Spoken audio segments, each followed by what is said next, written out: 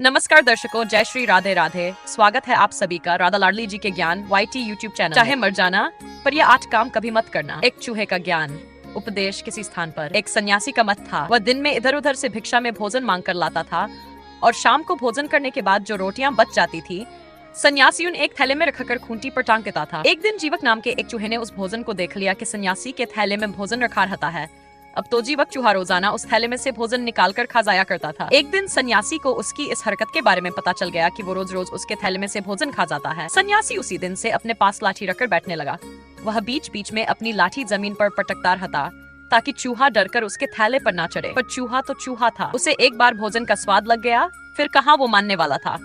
चूहा फिर भी सन्यासी की नजर बचाकर टी पर चढ़कर भोजन कराता था। एक दिन कुटिया पर सन्यासी का गुरु आ गया।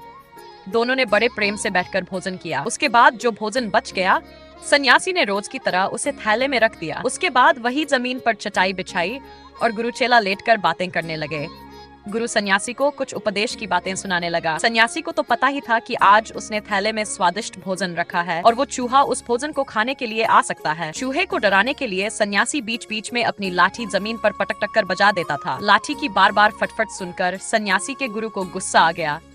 गुरु कहने लगा, अरे भाई, ये तुम बार बार लाठी क्यों फटफट देते हो? मैं तुम्हें कितने ध्यान से कथा सुना रहा हूँ और तुम मेरी कथा को मन लगाकर ही नहीं सुन रहे हो। लगता है तुम मेरा अपमान कर रहे हो। सन्यासी ने कहा, गुरुजी, ऐसी बात नहीं है। मैं आपकी बातें तो ध्यान से सुन रहा हूँ, पर मुझे ये लाठी बजाकर एक चूहे को डराना होता है, वरना वह मेरे थैले में रखे हुए भोजन को चट कर जाएगा। चेले की बात सुनकर गुरु ने उस थैले की ओर देखा जो एक खूंटी पर टंगा हुआ था। खूंटी जमीन से काफी ऊपर गड़ी हुई थी। ये देखकर गुरु को बड़ा ताज्जुब हुआ कि एक चूहा खूंटी पर इतना ऊपर कैसे चढ़ सकता है। अगर ऐसा है तो फिर वो चूहा कोई साधारण चूहा नहीं होगा। अगर वो चूहा साधारण है तो भी उसके पीछे जरूर कोई ना कोई बात होगी, वरना चूहे में इतनी शक्ति हो ही नहीं सकती जो वो खूंटी पर चढ़कर भोजन खा जाए। हो ना हो, उसके पीछे जरूर धन की ताकत होगी, क्योंकि कहते हैं इस संसार में जिसके पास अपार धन है वह शक्तिशाली माना जाता है। राजा लोग भी तो धन से ही बड़े और शक्तिशाली माने जाते हैं।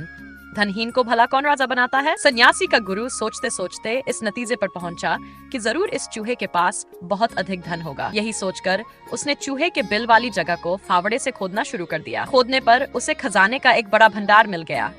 सन्यासी उस धन को निकाल ले गया। धन के चले जाने का चूहे पर ऐसा असर हुआ कि वह बहुत कमजोर हो गया। उस दिन के बाद चूहा रोजाना उस थैले में भोजन करने तो जाता था, मगर वो उस खूंटी तक नहीं पहुंच पाता था। चूहा वास्तव में बहुत कमजोर हो गया था। वो उछल उछल कर रह जाता था, किंतु टी तक नहीं पहुंच पाता था। एक दिन सन्यासी के गुरु ने सन्यासी से हंसते हुए कहा, देखो, अब इस चूहे की सारी हेकड़ी मैंने निकाल दी।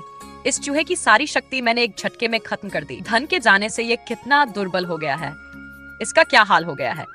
इसीलिए तो कहते हैं मनुष्य धन से ही बलवान होता है। जिसके पास धन है वही गुणी होता है, वही पंडित कहलाता है। जिसके पास धन नहीं है, जिनकी बुद्धि मंद है, ऐसे लोगों के द्वारा किया गया काम बेकार हो जाता है। धनहीन मनुष्य मृतक के समान होता है।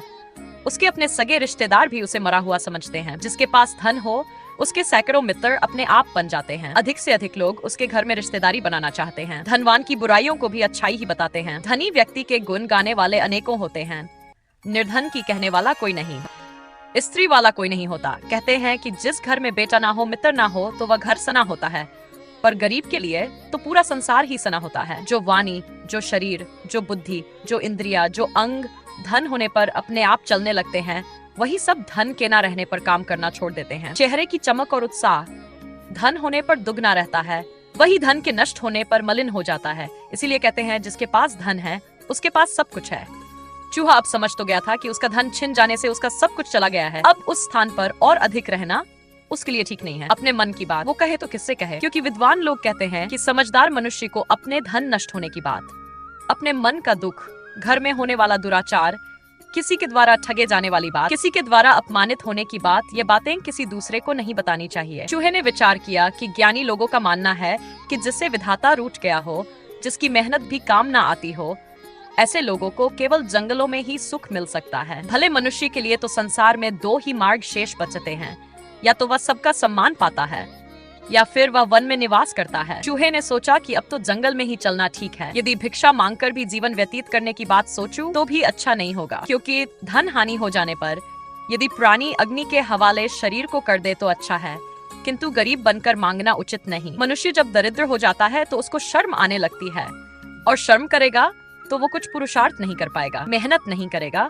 तो फिर चारों तरफ से उसे अपमान ही मिलता है। विद्वान लोगों ने कहा है कि मनुष्य का झूठ बोलने से अच्छा है कि वह मौन रहे, पर स्त्री को देखने से अच्छा है कि वह नपुंसक कहलाना पसंद करे। मर जाना अच्छा है, पर चुगलखोरी करना ठीक नहीं। भीख मांग कर खा ले तो अच्छा है, पर दूसरे की कमाई पर मौज नहीं उड़ाना चाहिए। गौशाला सुनी रहे तो अच्छी है, बैल का होना ठीक नहीं।